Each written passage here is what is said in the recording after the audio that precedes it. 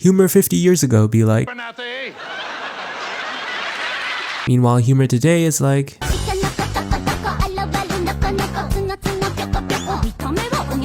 This is it, we've peaked as a species. Comedy anime is a genre that doesn't get a lot of spotlight in the community, and I think it's because comedy will always be subjective. No shit, Sherlock! A show you might find funny might not be as funny to someone else. Also, it doesn't help that the amount of isekai, rom-com, and slice of life shows coming out every season is equivalent to a fast food chain pumping out burgers and fries every day. And before you ask, no, I'm not hungry. But I could really go for some chicken nuggets though. When you have a clear idea of what you're getting into with these types of shows, why would you take a coin flip for an anime that might just bore you to death instead? Like a wise man once said, if it doesn't hit you like a dump truck, then it might as well be another fucking slice of life anime, because nothing's fucking happening. It's for the same reason that I find it so hard to talk about comedy anime in general, and with internet humor becoming increasingly bizarre, it's no surprise that picking the right comedy anime can be a tougher challenge than you'd expect. Do I go for sophistication, or am I more of a poo-poo go stinky kind of guy? So, as the wonderful, charitable, and amazing person I am, I'd like to present to you 5 anime, ranging from, okay, funny I guess, to now you're just on drugs. Yeah, just straight up drugs. Oh, YouTube's not gonna like that? Okay, just make it educational then. Surely they'll understand, right? Anyways, welcome to the iceberg that is comedy anime. Right there. What the dog doing? This is an educational video. If we want to talk about the 50-pound raw bear meat I found in my backyard, we have to first talk about the $1 Costco hot dog. We have to start with a baseline. If I could pick the most normal comedy anime to exist in the genre, it would have to be Konosuba. But that's saying a lot because these 4 are some of the weirdest idiots to ever grace the world of anime. I present to you the fabled adventurer party destined to defeat the Demon King and save the world. Kazuma, a shut-in neat isekai to another world who, it turns out, died of shock after facing his most feared adversary, an old man in his slow tractor. We also have Aqua, a goddess, who at best is a party entertainer and at worst is a sassy lost child, a scammer, and a drunk. Megumin, a walking bomb threat who commits terrorism for fun. Also, she's just a bit delusional. Also, she's a tad bit crazy. Okay, fine, I'll be honest, she's borderline insane, okay? Finally, we have Darkness, a knight who can't hit her target but does enjoy getting hit on by fat, ugly bastards. Surely it doesn't extrapolate to represent her whole personality, right? Guys, right? Now, you might be thinking to yourself, so how do they get things done? To which I would say, yeah, they're pretty cooked. Fine fucking mess! But even if their world has an 80% chance of going to shit, it doesn't change the fact that they're hilarious. Because sometimes in life you have to make the most major sacrifices for a funny joke, even if it means annoying your friends to the point where they'd want to kill you. But anyways, I think what makes the show so popular in the first place lies in their bad qualities as people. For some reason, it's so entertaining watching bad people doing horrible things to each other. There are sitcoms like It's Always Sunny in Philadelphia or The Office that are built around this idea because it creates a dynamic between the characters that is so engrossing to watch. You could say that their asshole behaviors make the show a bit more spicy. This is what makes their comedic exchanges work so well. The cast builds off the terrible quirks and personalities they each individually have. I say this is the most normal comedy anime because it doesn't do anything other than have the characters play off one another, like an average sitcom you normally find in the 2000s on TV. One character does something weird, setting up the joke, and the other character finishes it off with a punchline. But it's because the cast is written to be so extreme that it separates itself from the rest of the genre and carves out its own unique niche, being a sitcom but with an anime twist. And can you believe it? It all comes down to being assholes to your friends. I'm normally not an advocate for bullying, but I'll make an exception if it's funny. Don't quote me on this. Picture this, college clubs in real life. Here are some words that might come to mind. Experience, fun, team bonding. Yeah, team bonding. Meanwhile, here's your average college club in anime.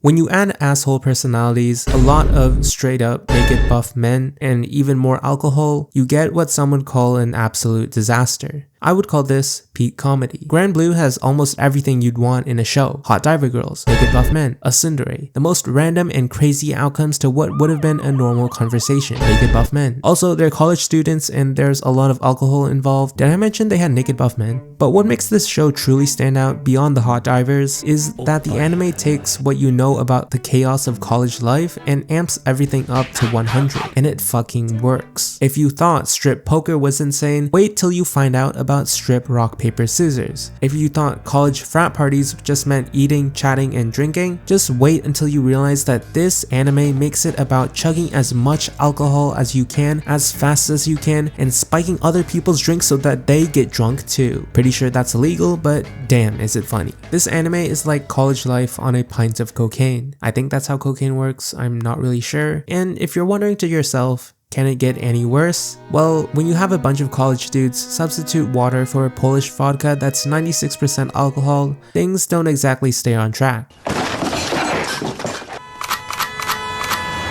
Every year, there are unexplainable phenomena that occur around the world. It could be an unidentified flying object soaring through the night sky, a mysterious large footprint that has been engraved into the forest ground, or simply people vanishing out of thin air.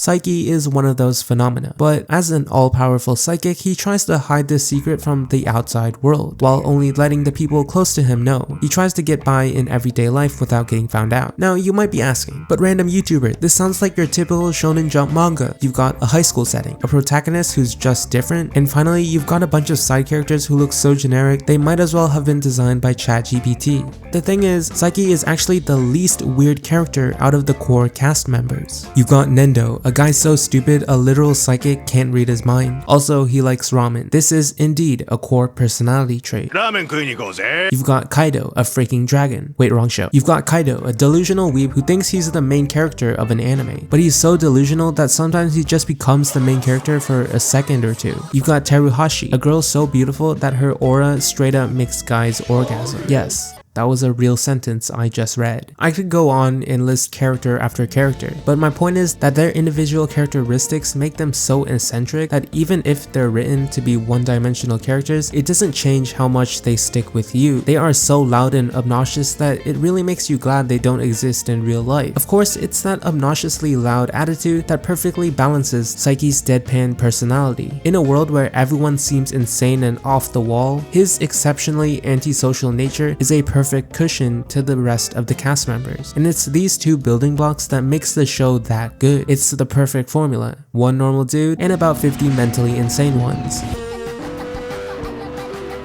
Did you know that if you add up all the deer in the world, it would be more than 500 million of those crazy bastards? Normally, this is where I tell you a bit about the anime and what it's all about. See, there's a small problem. I have no idea what this anime is about. Chaos. The main character of the show is literally introduced hanging from a telephone pole by their antlers. Deers randomly show up out of nowhere. Newton said that matter can never be created, but then you have 10 freaking deers spawning while everyone walks past like nothing's happening. And every minute, every single second, the show tries its goddamn hardest to remind you that it's not the deers that will try to escape, it's you who can't escape from the deers. At school, deers. Random warehouse in the middle of nowhere, deers. Oh, you thought that dying would help you escape deers? Well, it turns out that heaven is actually a deer sanctuary.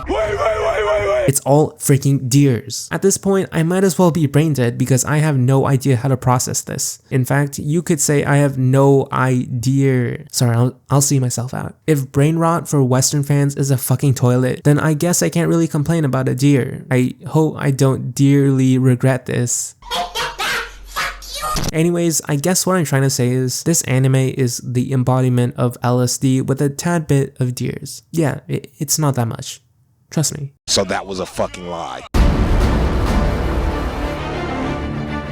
This anime kills me every single time I rewatch it. I don't know how to explain it. Is it the comedic timing, the cursed facial expressions, the English, the voice acting, or is it a mixture of everything? If we're going to talk about comedy anime, then this is by far the funniest and ridiculous show I have ever seen. The premise is that three girls do random things. And by random, I mean absolutely random things. From playing a deranged version of rock, paper, scissors, putting on makeup, sniffing each other's armpits. Yes, that was in an episode. Setting a restaurant on fire or having a conversation with a talking doll, this anime takes the goal of making the most outlandish situations to the absolute limit. Combine this with the most intense looking facial expressions you've ever seen, and you have yourself one hell of an anime. In fact, I don't think I can do it justice by just sitting here and explaining how each joke works, because no joke is used twice. If you think about something like Grand Blue, a running gag is that the cast members suddenly love getting naked after drinking. This joke is used over and over throughout the entire series. Yet for this anime, besides a basic overview of the joke structure, the inner mechanics are almost never the same, even as you go deeper into the series. And this makes for the most insane left field reactions and setups that you oftentimes can never predict. This anime is insanity and chaos all bundled up into 12 episodes, and it really is the funniest shit I've ever seen.